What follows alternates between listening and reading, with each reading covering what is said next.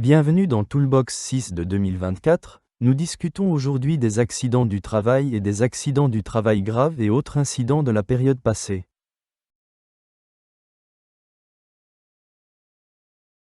Après avoir déjà évoqué un certain nombre d'incidents dans les Toolbox 2 de 2024, nous devons malheureusement signaler que la courbe des incidents n'a cessé d'augmenter ces derniers mois. Ci-dessous un aperçu des derniers mois au regard des incidents et accidents du travail survenus, graves ou non.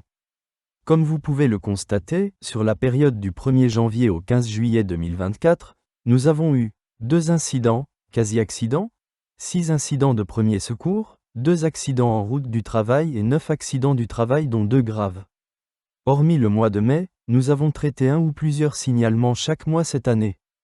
Dans les pages suivantes, nous souhaitons évoquer 2 incidents, en particulier les 2 plus récents accidents industriels, graves.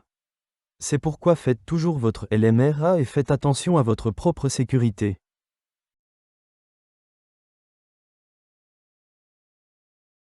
Grave accident du travail, casse-doigt de pied par à une chute de pièce. Récit des faits basés sur les déclarations des personnes impliquées. La mission de la victime était de fabriquer des grattoirs métalliques pour l'une des lignes de production selon l'horaire de travail. Selon l'horaire de travail, la victime avait reçu l'ordre de fabriquer des grattoirs et avait besoin de la scie à ruban comme aide. Avant d'utiliser la scie à ruban, la lame de scie a dû être retendue car elle n'était pas montée correctement. La victime a demandé de l'aide à son collègue direct. La victime a placé la pièce métallique dans le support de serrage fourni, mais a oublié de la serrer, ce qui a fait que la pièce s'est détachée sur la machine. En ouvrant le capot de sécurité, la victime a constaté que la lame de scie n'était pas correctement montée. Lors de la manipulation de la lame de scie a sauté. Lorsque la victime a vu la lame de scie sauter, elle l'a lâchée et celle-ci est tombée sur la pièce non serrée. La pièce est tombée avec la pointe perpendiculaire au pied gauche de la victime juste derrière la pointe de sécurité. La victime indique qu'elle est habituée à effectuer de telles tâches et qu'elle les exécute donc régulièrement. De plus, aucune instruction claire n'a été donnée sur la manière d'effectuer cette tâche et aucun suivi de la part de son supérieur direct. Dans ce cas précis, l'accident aurait pu être évité si la pièce avait été correctement serrée ou retirée avant d'ouvrir le dispositif de protection et de manipuler la lame de scie.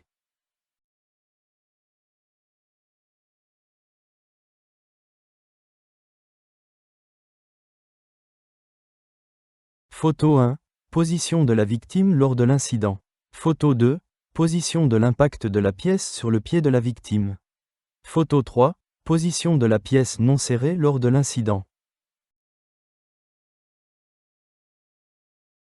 Accident du travail avec arrêt de travail, commotion cérébrale due à une collision avec une étagère. Récit des faits basés sur les déclarations des personnes impliquées. La victime s'est vue confier la mission de repair à une panne sur une chaîne de production. Il découvre une fuite au bas d'une machine, mais l'intestin ne reste pas en place.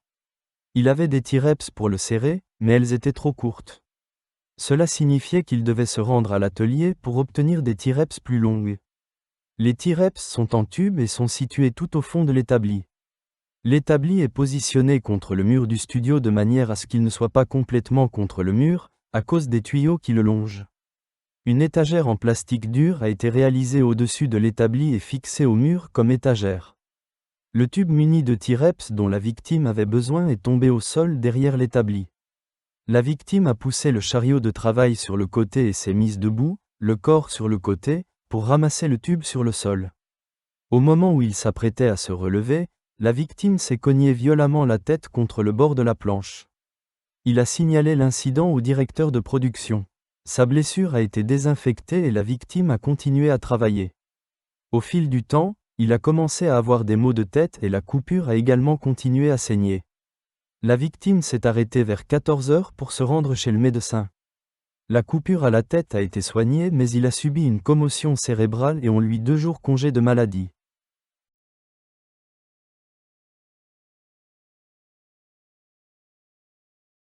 Position de la victime lors de l'incident. Mesures déjà prises après l'incident. Protection, pare-choc appliqué sur le côté de l'étagère et du support. Des tubes avec sangle de tension sont fixés sur le côté de l'étagère afin qu'ils ne puissent plus tomber. Veuillez noter que les talents techniques doivent vous notifier les instructions suivantes. Commencez toujours votre tâche avec un LMRA. Suivez toujours les instructions figurant sur vos fiches d'instruction, analyse des risques liés aux tâches, permis, et ainsi de suite. Signalez toujours tout incident. En cas d'accident du travail, signalez-le immédiatement à votre responsable direct chez Technical Talent et au service prévention. Si vous devez vous rendre à l'hôpital, complétez toujours le rapport d'évaluation initiale et les autres documents d'assurance que vous avez reçus au printemps de votre responsable direct chez Technical Talent. Conservez ces documents au travail et dans votre placard. Vous n'avez plus ces documents ou vous ne les avez pas reçus? N'hésitez pas et redemandez-les via prevent@technicaltalent.be. Prenez soin de votre propre sécurité et signalez tous les incidents et quasi-accidents.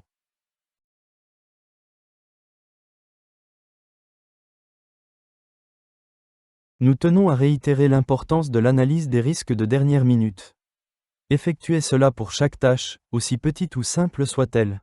En faisant cela, vous contribuez à votre propre sécurité et à celle en la sécurité générale.